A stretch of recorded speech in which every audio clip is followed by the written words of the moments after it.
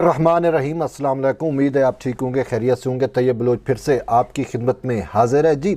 आज जो हम डिस्कस करने लगे हैं वो बरतरफ मुलाजमीन की बहाली से ही मुतल्लिक है। और मैं आपको बताता चलूँ कि सुप्रीम कोर्ट की जानिब से ये मुलाजमीन जो हैं वो बहाल हो चुके हैं। सुप्रीम कोर्ट ने वाज़ेह हुक्म दे दिया था और ये लास्ट ईयर का हुक्म है। 17 दिसंबर 2021 दिसंबर गुजर गया, जनवरी, फरवरी, मार्च, अप्रैल, मई, अब ये जून है। तो इतना अरसा गुजरने के बावजूद अभी तक मुलाजमीन सही तौर के ऊपर बहाल नहीं हुए। वजह क्या है कि मुख्तलिफ इदारों में बैठे हुए लोग चूँकि पहली बात समझने की ये है कि जितने भी मुलाजमीन थे जो जस्टिस मुशीर आलम वाले जजमेंट से जिनको एक कलम से एक नोटिफिकेशन से एकदम निकाल दिया गया, तकरीबन 16,000 मुलाजमीन थे। इनको तमाम इदारों से 72 इदारे हैं जिसमें महकमे भी हैं, कॉरपोरेशन भी हैं, डिपार्टमेंट्स भी हैं, ज़ेली इदारे भी हैं। इन तमाम इदारों से जो है उनको मुशीर आलम के जजमेंट से एकदम निकाल दिया गया था। फिर ये नरसानी में सुप्रीम कोर्ट में आ गया और सुप्रीम कोर्ट के 5 रुकनी लार्जर बेंच ने इनका मामला सुना और मामला सुनने के बाद सुप्रीम कोर्ट ने इनको बहाल करने का हुक्म दिया। वाज़ेह अहकामात हैं सुप्रीम कोर्ट के इनके बहाली के। और फिर इसके साथ साथ इन अहकामात के बावजूद अभी तक इन मुलाजमीन को सही तौर के ऊपर बहाल नहीं किया जा रहा। मन पसंद चल रहा है यार। बहुत सारे महकमों के अंदर मुझे शिकायत मौसूल हो रही हैं, कहीं पर रिश्वतस्तानी का बाजार करा। मैं एक मुलाजिम जो बेचारा सैक हो गया या बरतरफ हो गया, उसको सुप्रीम कोर्ट के हुक्म के बावजूद महज इस वजह से भी बहाल नहीं किया जा रहा कि जी वो जो ऊपर बाबू बैठे हैं उनको जो है वो उनसे कुछ पैसे चाहिए और लेन देन वो करना चाह रहे हैं कि इनकी 5-6 महीनों की जो तनख्वाहें देनी है वो कहते हैं 50-50-50 आप रख लें, 50 हमें दे दें तो ये आपको बहाल होगा। यूँ बहुत सारे मामलात जो हैं इन इदारों के अंदर चले हुए हैं। और अफसोस से कहना पड़ रहा है कि इसके साथ साथ जो रिव्यू बोर्ड वाले मुलाजमीन हैं वो तो अभी तक उन बेचारों का तो कोई पुरसाने हाल ही नहीं है। उन बेचारों के लिए ना कोई आवाज़ उठाई जा रही है। जबकि देखें सुप्रीम कोर्ट के फैसले की रोशनी में वो सारे मुलाजमीन जो हैं वो बहाल हो चुके हैं। अगर मसला है इदारों को, उनको इंटरप्रिटेशन का मसला है, वो समझ नहीं पा रहे रिव्यू बोर्ड वालों का इशू, तो भैया आप आके सुप्रीम कोर्ट में दरखास्त दायर कर दो, कहो कि सर हमें समझ नहीं आ रही, आप इस चीज़ को एक्सप्लेन कर दो। ऐसा भी नहीं कर रहे और इनको बहाल भी नहीं कर रहे।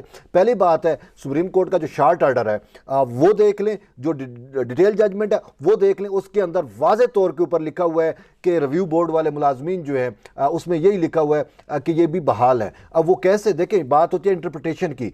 एग्जैक्ट उसके अंदर ये लिखा हुआ है कि थर्ड पैरे में, बल्कि जो लास्ट वाला पैरा है उसके अंदर यही लिखा हुआ है कि पहली कैटेगरी और दूसरी कैटेगरी वाले तो मुलाजिम जो हैं वो बहाल हुए। और थर्ड उसमें एंड पे ये लिखा हुआ है कि वो मुलाजिम जो बरतरफ किए गए थे, जिनको टर्मिनेट किया गया था लैक ऑफ ड्यूटी की वजह से या उसमें अब्सेंस ऑफ ड्यूटी है, करप्शन है, वट एवर कोई भी मामलात थे, वो बहाल नहीं होंगे। आगे उसके आगे वाज़े तौर के ऊपर लिखा हुआ है हाँ ताम अगर उनके ऊपर ये एब्सेंस ऑफ ड्यूटी इस टाइप का कोई भी एलिगेशन है, अगर किसी कोर्ट ऑफ लॉ ने उसको ख़त्म कर दिया है तो वो भी बहाल तस्वर होंगे। अब review board Pakistan establishment division का रिव्यू बोर्ड बैठा, मीर रज़ा खान खोसो वाला, यार हर वीडियो में ये कह के थक जाता हूँ, लेकिन इदारों में जो बैठे हुए बाबू हैं जो रॉन्ग उनकी कान पे जूं तक नहीं रेंग रही। और उनको पता भी है कि ये मुलाजिम ऑलरेडी इनके पास लिटिगेशन के लिए जो है वह पैसे नहीं बचे, तो इसी वजह से वो इंजॉय कर रहे हैं कि ये जाएँ और अपना अदालतों से दोबारा हक ले सकें। तो वो उनकी इस कमज़ोरी का फ़ायदा उठा रहे हैं। लेकिन मैं फिर से उनको बावर कराना चाह रहा हूँ कि भाई उसी आर्डर के अंदर लिखा हुआ है कि अगर किसी कोर्ट ऑफ लॉ ने इनके ऊपर जो भी एलिगेशन तो उनको ख़त्म करके इनको बहाल किया तो ये बहाल तस्वर होंगे। तो इसी वजह से मैं आपको ये बताऊं कि रिव्यू बोर्ड ने 500 से ज़्यादा मुलाजमीन को बहाल किया था। उनके ऊपर जो एलिगेशन थे, जो सुई गैस के थे, जो लैंड रेवेन्यू कमीशन के थे, वट एवर जो जिस इदारे के या महकमे के लोग थे उनको जो है बाकायदा एक उस रिव्यू बोर्ड ने उन तमाम महकमों के एतराज़ातों को सुना और उसके सुनने के बाद उन्होंने मुलाजमीन को बहाल किया। ये 4,000 से ज़्यादा मुलाजिम थे, उसमें से 500 समथिंग मुलाजिम जो है वो बहाल हुआ।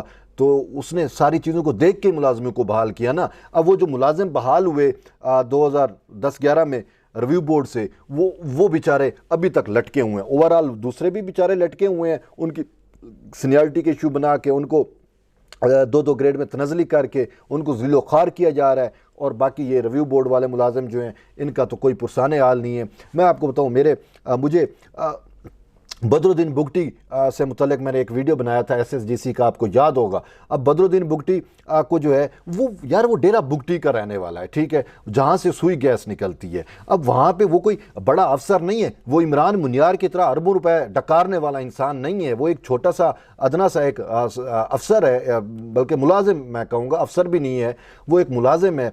अच्छा, उसको जो है रिव्यू बोर्ड ने बहाल किया था 2009-10 में, और अब ये मुशीर आलम वाले जजमेंट से वो मुतासर हुआ, उसके बाद अभी तक बहाल नहीं कर रहे। वो कभी यहाँ पे लेटरबाजी हो रही है, कभी कहते हैं जी आप जो SSGC के हेडक्वार्टर चले जाएं, वो बेचारा धक्के खाता फिर रहा है, जिसकी ज़मीन से जो है वो गैस निकल रहा है उसको बहाल नहीं कर रहे। और एक अमेरिकन नयाद इमरान मुनियार जैसा बंदा, देखिए पाकिस्तान के अंदर एक नैरेटिव बनाने की कोशिश की गई, और जी ये जो हुकूमत गई, अब देखें भाई आप यहाँ पे अमेरिका का बात करते हो, अमेरिका की साजिश और क्या होगी कि कैलिफोर्निया से एक शख्स उठता है और SSGC जैसे कौमी जो इदारा है उसके ऊपर बुरंजमान हो जाता है, और वो अपनी ऐसी पॉलिसियाँ निकालता है, लाता है कि जो सन ऑफ सैल है, यानी कि सन ऑफ सैल, मैं आपको वो बदरुद्दीन का मिसाल दे रहा हूँ कि बदरुद्दीन जो सन ऑफ सैल है, जिसकी ज़मीन से, जिसकी धरती से जो है वो गैस निकल रहा है, वो बेचारा ज़लीलो ख्वार हो रहा है। और इमरान मुनियार जैसे बंदे जो हैं वो एडवांस में पैसे लेके डकार चुके हैं, और इमरान मुनियार की जानिब से जो इदारे को नुकसान पहुँचाया गया वो तो एक अलग है। और इसके साथ साथ मैं आपको बताऊँ कि SSGC की जालमाना मैनेजमेंट की जानिब से तकरीबन 300 साढ़े 300 और भी एम्प्लॉइज़ हैं जो इसकी कैटेगरी में नहीं आते, लेकिन उनको सियासी इंतकाम का निशाना बना के उनको टर्मिनेट किया हुआ है, ठीक। अच्छा, इसी तरीके से और मैं आपको बताता हूँ, ये लैंड रेवेन्यू कमीशन जो है, पाकिस्तान लैंड रेवेन्यू वाले, उन्होंने क्या किया है।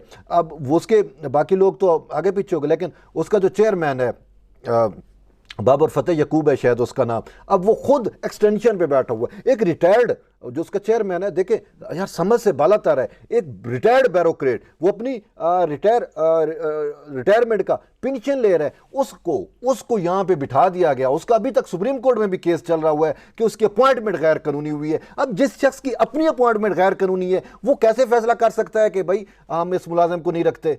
ये बाबर यकूब साहब को चाहिए यार, कुछ तो शर्म करो, कुछ हया करो। और भाई आप के घर से ये पैसा नहीं जा रहा, ठीक है, जिस बेचारे का हक बनता है उसको बहाल करने में आपको क्या मसला आ रहा है, अफसोस से कहना पड़ रहा है। अब वो मैं आपको बताऊं कि इमामुद्दीन पीरजादा इसी लैंड रेवेन्यू का है, रिव्यू बोर्ड ने उसको बहाल किया, और 2009-2010 में जब अपना मीर अज़हर खान खोसो थे रिव्यू बोर्ड के जो चेयरमैन थे, उन्होंने तमाम समातें मुकम्मल करने के बाद स्टैब्लिशमेंट डिवीजन के रिव्यू बोर्ड ने उनको बहाल किया। इसी तरीके से और भी 500 मुलाजिम जिनकी मैं बात कर रहा हूँ बहाल हुए, लेकिन अभी तक उनको बहाल नहीं किया जा रहा, ठीक है।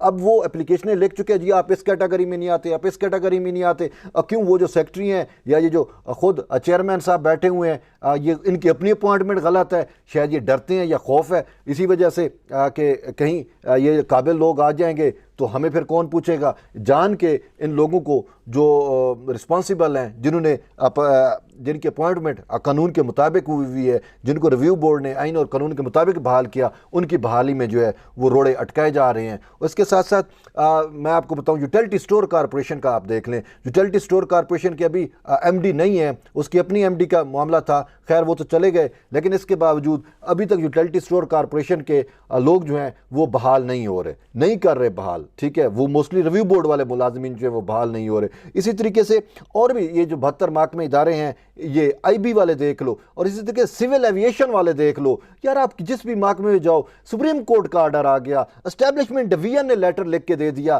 कि भाई जो है आप फैसले के ऊपर मनोवन अमल करें, अगर आपको कोई मसला है तो जाके आप कोर्ट ऑफ लॉ में उसको देखें। लेकिन इसके बावजूद इदारे में बैठे हुए लोग जो हैं वो अभी तक इन मुलाजमीन को बहाल नहीं कर रहे, और इनके खिलाफ जो है वो मैं आप ना सिर्फ बहाल ही नहीं कर रहे, बल्कि रोड़े भी अटका रहे हैं, ज़लीलो ख्वार भी कर रहे हैं, और इनका कोई पुरसाने हाल नहीं है। और इस हवाले से मैं आपको बताऊं कि इवन कि हुकूमत अब ये पाकिस्तान पीपल्स पार्टी का मंशूर था इन मुलाजमीन को बहाल करना, और ये मुलाजमीन 1996 में भर्ती भी पाकिस्तान पीपल्स पार्टी बीबी शहीद के दौर में भर्ती हुए थे। और इन सारी चीज़ों के बावजूद अब हुकूमत ने कहा था, बिलावल भुट्टो चेयरमैन जो हैं पाकिस्तान पीपल्स पार्टी के, जब इनका डी चौक के ऊपर ये शरह दस्तूर के ऊपर पार्लियामेंट के सामने, सुप्रीम कोर्ट के सामने ये मुलाजमीन धरने पर बैठे हुए थे, तो उस उस वक्त पाकिस्तान पीपल्स पार्टी के चेयरमैन बिलावल भुट्टो जरदारी इस वक्त के वज़ीर आज़म शहबाज शरीफ को और मौलाना फजल रहमान जो पूरी PDM थी